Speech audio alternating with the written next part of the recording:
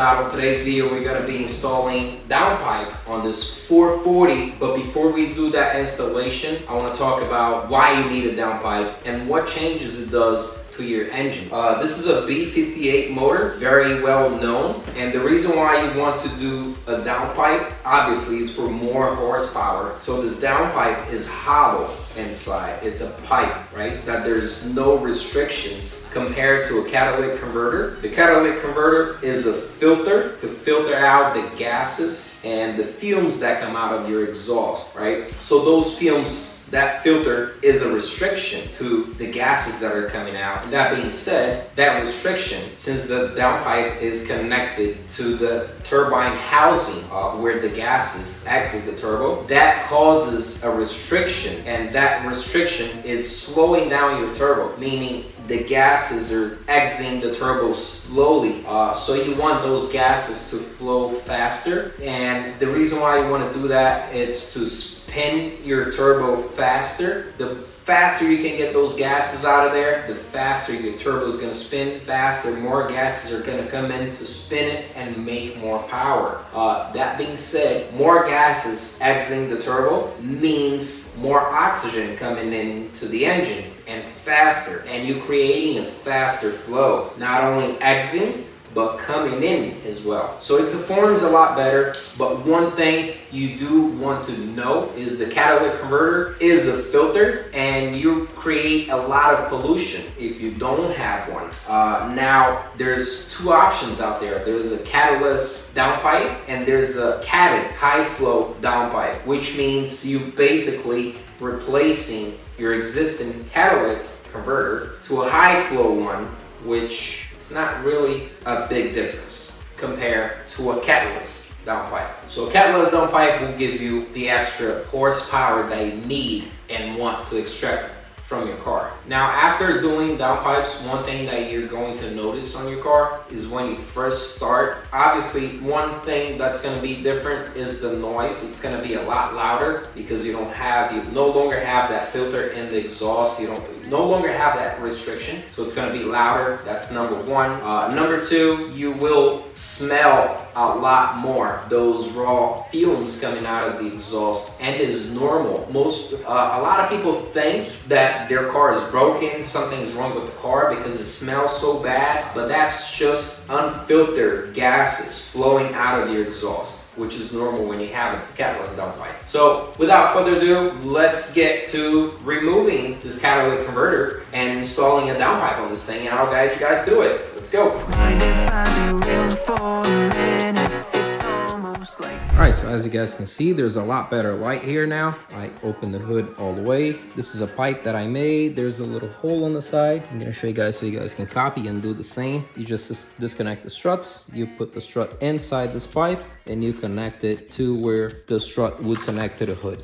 If you need to open more, obviously you're not going to force the hood. You're just going to go as much as it goes. If you see that you're forcing, you stop right there, and then you could put a stopper here. Right? You make the holes just to adjust the height that you want. Some cars are different. That's why I have more holes. Some cars I have to go upper more. Some cars I don't even need the stopper. I could just leave it like that and it's perfectly fine. And as you guys can see, that light shines somewhat in the engine. So now we're gonna take the air box out. We're gonna take this little guy out. We're gonna take the screw clamp out and those two connectors for the O2 sensors. And once I take the box out, you guys are gonna be able to see down there more. So let's get the box out of the way. Okay, so now that the box is out of the way, it's a lot easier for you guys to see. You're gonna be taking your O2 sensor out. I'm gonna shine a light here in the back so you guys can see a little bit better. Excuse my light. So there's two oxygen sensors. You're gonna take them both out. Here you go. There's one in the back there and this one over here. You're gonna take those two out, and then all the way down there over here where you see my light, you're gonna take those two 11 mil nuts out of the way, and then there's a clamp here, right? There's a clamp right here. There's a 13 millimeter. right where my light is shining. So you're gonna take that 13mm out and the clamp is gonna come out of the way. And then after that, we're gonna go underneath the car. But before we go underneath the car, I'm gonna take those components out that I just mentioned so you guys can see what it's gonna look like before we go underneath the car. This is the turbo right here. And as you guys can see, it's the exhaust manifold is with the hot side of the turbo. It's with the turbine. And if you want to do a turbo upgrade, you could just replace the cold side and go bigger, or you could replace the entire thing, which my idea, right, my recommendation would be replacing the whole manifold. But at that point, you need to redo your whole exhaust. You need to fabricate a lot of things. But if this was my car, I would have done a top mount turbo right here. But this, guys, we're just doing a downpipe to this car. I'm just overthinking here that, you know, if you're doing a turbo upgrade, a single turbo up here would be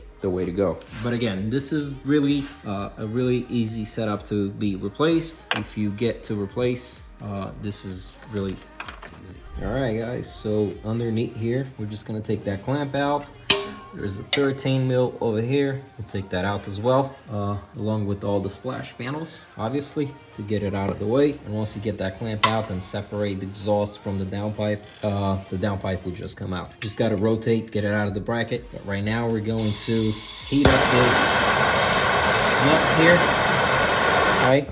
And once I get it out, then put the downpipe back in, I'll get back to you guys. All right, guys. So as you can see here, this is the catalytic converter, and there's some restriction here in between. And I want to show you guys what this does, right? How it reacts to the gases flowing through it. So the way it works is your engine is not capable of burning all the gas at once. So you're gonna get some raw fuel left over from the cylinders, and it's gonna go into the exhaust.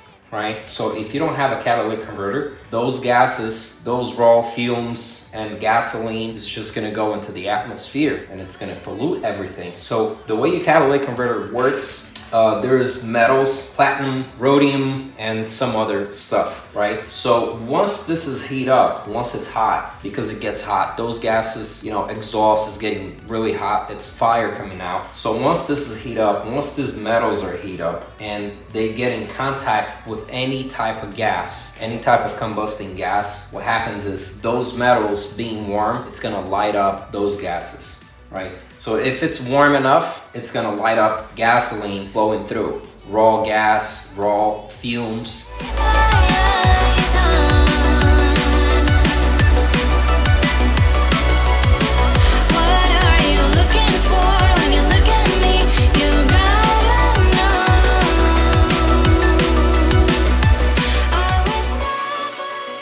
All right, look how beautiful. Very nice. So now we just gotta put this baby back in, bolt everything back up, pretty much reverse of what you guys just did, taking it out. All right, this is a very simple one to do. You don't really have to take your engine mounts out. Some cars you even have to drop the subframe a little bit to make yourself some clearance to bolt it back up.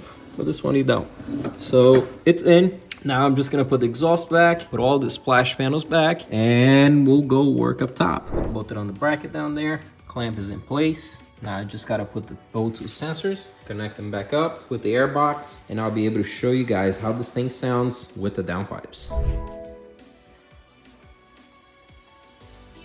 Yep, just like I thought. So we're gonna have to take the DME out, send it out to get unlocked, and flash it again.